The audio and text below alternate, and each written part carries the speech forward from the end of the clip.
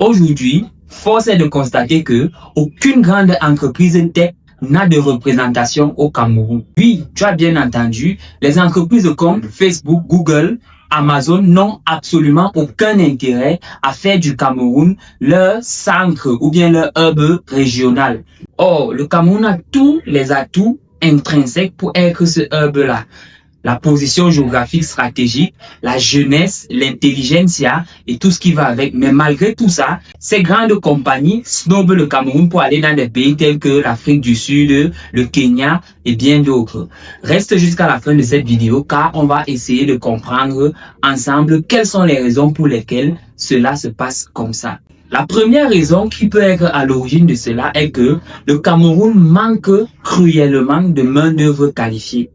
Honnêtement, c'est très difficile pour une entreprise d'envisager s'implanter à un endroit où elle n'aura pas à disposition une main-d'œuvre qualifiée.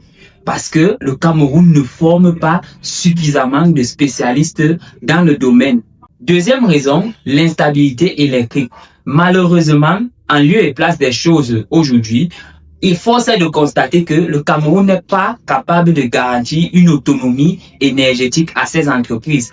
Or, ces entreprises, si par exemple une entreprise comme AWS décide de vouloir implanter ses data centers au Cameroun, elle a besoin d'énergie électrique stable.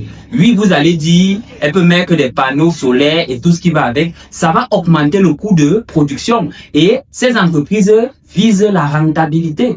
Ce qui fait que le Cameroun n'est pas un endroit stratégique pour elle. La troisième raison, qui n'est pas des moindres, je dirais même la plus importante, c'est la mauvaise connectivité. La technologie ou bien l'industrie tech de nos jours s'est bâtie autour d'Internet. Or, au Cameroun aujourd'hui, on peine encore. Il y a des endroits où Internet n'arrive pas. Ce qui fait que pour une entreprise qui veut peut-être aller s'implanter dans une ville reculée, malheureusement, elle n'aura pas accès à Internet.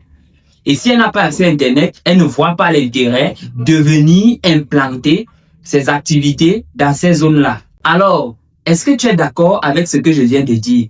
Donne-nous ton avis en commentaire et surtout, abonne-toi, like et partage cette vidéo d'intérêt public.